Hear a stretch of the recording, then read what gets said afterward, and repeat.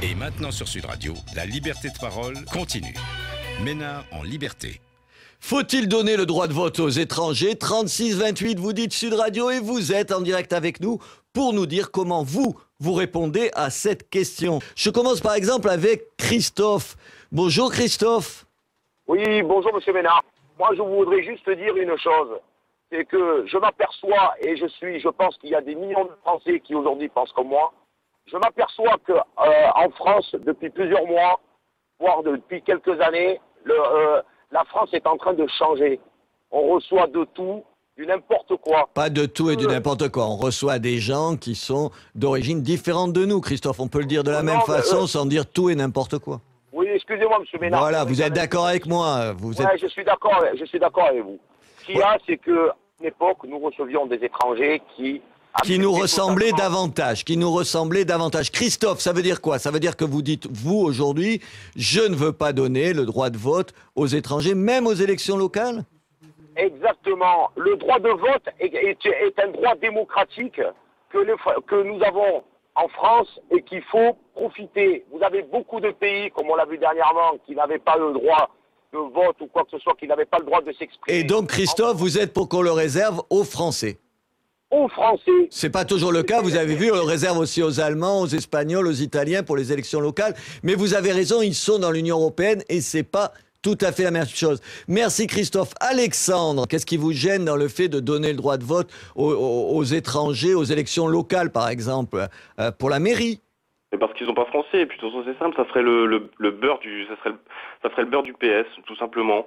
Ah, vous, votre argument, alors c'est un autre argument, c'est de dire, en gros, la gauche est favorable à ça parce que ça lui ferait des électeurs, c'est ça? Bah, tout à fait, parce que regardez sur Roubaix, c'est PS, toutes les villes comme ça où il y a beaucoup entre guillemets de Français naturalisés, c'est beaucoup de... Donc c'est un calcul, voilà, c'est un calcul électoral.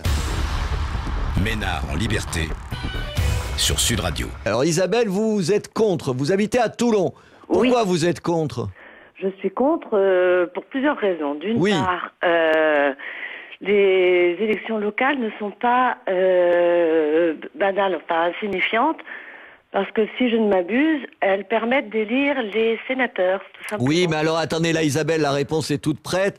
En l'occurrence, les citoyens de l'Union européenne qui votent au municipal ne peuvent pas être élus ni comme maire, ni comme adjoint au maire, justement pour pas qu'ils puissent participer à la désignation des sénateurs. Donc déjà, vous voyez que c'est biaisé comme... Ah oui, bien sûr, non, mais c'est limité, je suis d'accord. Mais est-ce que vous avez d'autres raisons pour lesquelles vous êtes contre, Isabelle? La deuxième raison, c'est qu'en fait, moi j'ai été obligée de faire un jugement de nationalité pour être française, alors que mon père était français. Parce que tout simplement, je suis née à l'étranger. Donc dans ces cas-là, je veux dire, on stigmatise en même temps, on accepte n'importe qui parce qu'il est né sur le territoire français, mais quand on est français né à l'étranger, on est obligé de passer par des jugements. Eh oui, mais alors là, c'est un autre problème. On y reviendra, Isabelle. La nationalité, elle n'est pas donnée à tout le monde. Non, c'est difficile et on fera ça, Isabelle. On fera un point, une émission sur la difficulté. Il y a plein d'anecdotes de gens qui rappellent à quel point c'est difficile. Souvent même quand on est français, quand on veut se récupérer un certain nombre de papiers, c'est la croix et la bannière, j'y viendrai. Émile, bonjour Émile. Émile, vous êtes contre, mais vous dites il n'y en a qu'à faire un référendum. C'est ça. Tout à fait. Je suis pour le référendum parce que j'en ai marre, et je suis pas le seul, il y a beaucoup de personnes qui sont comme moi, que les politiciens s'accaparent ce sujet et décident pour nous. Alors vous, c'est simple, vous dites, on n'a qu'à nous demander notre avis à nous les Français, c'est ça? Tout à fait. Benoît, bonjour Benoît. Bonjour Monsieur Ménard. Écoutez, moi c'est très simple. Moi je suis pour le droit de vote des étrangers, mais en l'occurrence à leurs élections qui correspondent à leur pays.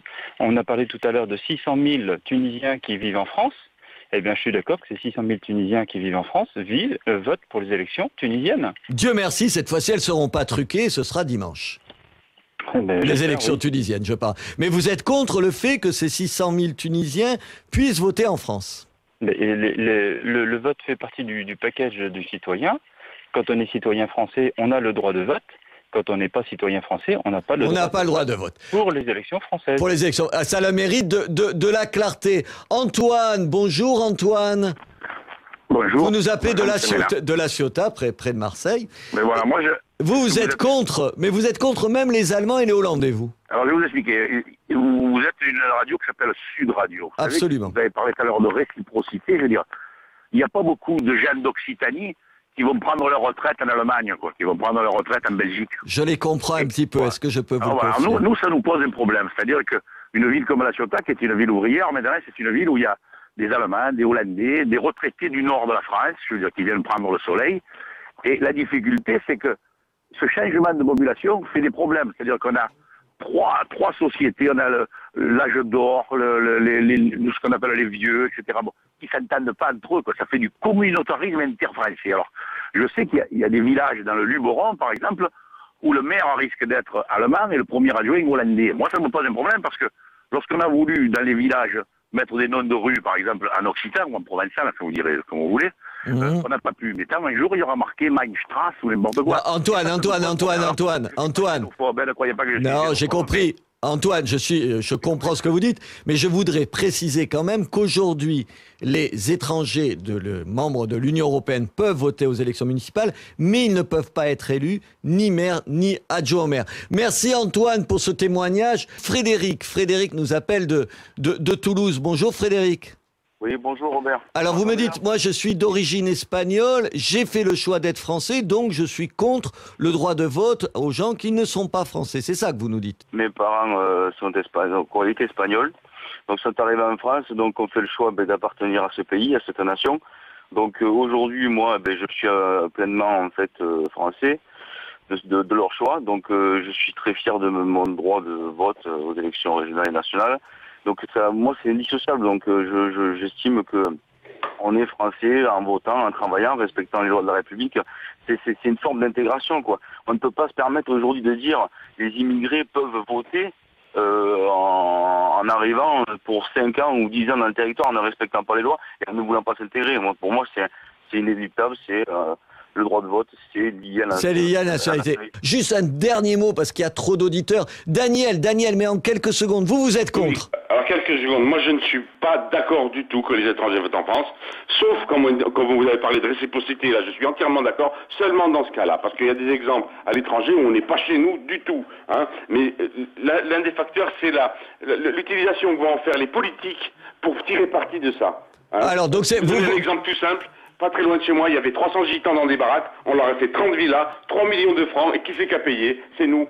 Pourquoi? Mais ça, c'est une... Alors on arrête de nous prendre pour des idiots. Moi je suis français, fier de l'être, je veux garder mon identité. Les étrangers qui viennent en France viennent pour trouver notre identité. Ils viennent pas pour nous la modifier.